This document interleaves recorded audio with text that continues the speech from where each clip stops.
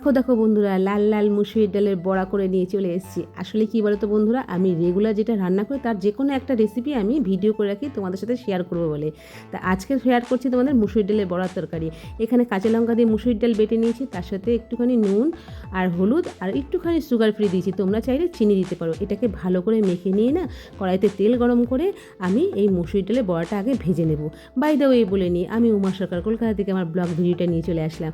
আর কদিন ধরে একটু রান্নার ভিডিও দিচ্ছি তো বন্ধুরা, যেগুলো রান্না করি সেগুলোই তুলে তুলে তোমাদের সঙ্গে পোস্ট করে শেয়ার করি।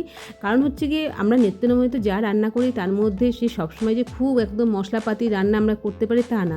ওই যেটা রান্না করি সেটাই তোমাদের সাথে পোস্ট করে দেখাই, আর তোমরাও সুন্দর সুন্দর রান্না পোস্ট করো, দেখে খুব ভালো লাগে। আর এখানে আমার দেখো তোমাদের সাথে কথা বলতে বলতে বড়াটাও অলরেডি ভাজা হয়ে গেছে সব, তাই আমি সেটা তোমাদের দেখাবো। তারপরে এই তেলের মধ্যেই আর একটু তেল দিয়ে নিয়েছিলাম, কারণ যা তেল ছিল তাতে এই আলুটা ভাজা যেত না। তা যাই হোক, এবার আলুটা ভাজে দিলাম নুন আর একটুখানি হলুদ দিয়ে। আলুটা ভেজে তুলে নেওয়ার পরে তারপরে আমি মেন রান্নাটা করবো। তার আগে কী কী মশলা আমি এর জন্য আয়োজন করেছিলাম সেটা তোমাদের একটু দেখাবো। আর তোমাদের রান্নার ভিডিও আমারও দেখতে খুব ভালো লাগে। সবাই বেশ সুন্দর গরমে সিম্পল রান্না করে পোস্ট করো। সত্যি কথা বলতে সবসময় যে খুব মশলাপাতি রান্না ভালো লাগে তা না, সিম্পল রান্নাও কিন্তু ভালো লাগে। দেখো এখানে আমার আলু বড়া ভাজা হয়ে গেছে, আর একটা বাটির মধ্যে না দেখো জিরের গুঁড়ি, হলুদ, নুন আর একটুখানি গরম মশলা নিয়ে আমি এটাকে জল দিয়ে গুলিয়ে ভিজিয়ে রেখে দেবো। এই মশলাটা আমি রান্নার সময় ব্যবহার করব। আর এরকম জলে গুলে মশলাটা রেডি করলে পরে না খুব সুন্দর মশলাটা ভিজে গিয়ে তরকারির সাথে মিশকে যায়। আর এখানে দেখো আমি মিক্সির বাটিতে টমেটো, কাঁচা লঙ্কা, আদা পেস্ট করে নিয়েছিলাম। এই মশলাটাও কিন্তু আমার এই রান্নাতেই ব্যবহার হবে। আজকে কিন্তু আমি বড়া তরকারিটা পুরো নিরামিষ করবো, কোনো পেঁয়াজ রসুন আমি এখানে ইউজ করবো না। এখানে দেখো গোটা জিরে, তেজপাতা, শুকনো লঙ্কা, দারচিনি, লবঙ্গ, এলাচ এগুলো ফোড়নের জন্য নিয়ে নিয়েছি।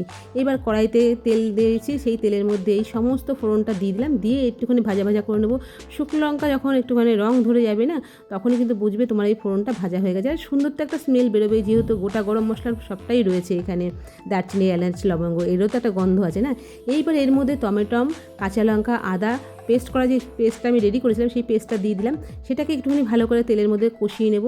আদা আর টমেটোমের গন্ধটা যখন ছেড়ে যাবে না, তখন এর মধ্যে ওই যে জিরের গুঁড়ি, হলুদ, নুন আর একটুখানি সুগার ফ্রি দিয়ে রেখেছিলাম আর তার সাথে গরম মশলা ছিল, সেটা এর মধ্যে দিয়ে দেবো। এইবার টোটাল মশলাটাকে ভালো করে কষাবো। মশলা যত ভালো কষানো হবে তরকারি তত কিন্তু সুন্দর খেতে হয়। তা আমি এখানে মশলাটাকে ভালো করে কষিয়ে যখন তেল বেরিয়ে আসবে তখন কিন্তু আমি এর মধ্যে আলু বড়াটা মেশাবো। একটু মিক্সির বাটি ধোয়া জলও দিয়ে দিলাম, যাতে মশলাটার সঙ্গে কষাতে সুবিধা হয় আর এবং মশলাটাও যেন সুন্দর মানে লেগে না যায় কড়াইতে। এবার মশলা আমার সম্পূর্ণ কষানো হয়ে যাওয়ার পরে তার মধ্যে আমি আলু বড়ি দিয়ে দিয়েছিলাম, মানে মুসুরির ডালের বড়াটা দিয়ে দিয়েছিলাম। এবার এটাকেও ভালো করে কষাবো। এইটা যখন কষানো হয়ে যাবে এবং তেলটা ছেড়ে আসবে তখন আমি এর মধ্যে গরম জল অ্যাড করব। আর গরম জল দিলে কী হবে, তরকারিটা তাড়াতাড়ি হয়ে যাবে। আর এই তরকারিটা কিন্তু সত্যি কথা বলতে রুটি, পরোটা, ভাত এইসবের সাথেই খাওয়া যেতে পারে। আমার তো মানে গরম গরম ভাতের সাথে খেতে বড়ার তরকারি দারুণ লাগে। এই দেখো আমার অলমোস্ট তরকারি রেডি হয়ে গেছে। তোমাদের কেমন লাগলো রেসিপিটা জানাতে ভুলো না। তোমাদের মূল্যবান মতামত কিন্তু আমার কাছে খুব গুরুত্বপূর্ণ। Tata, bye bye.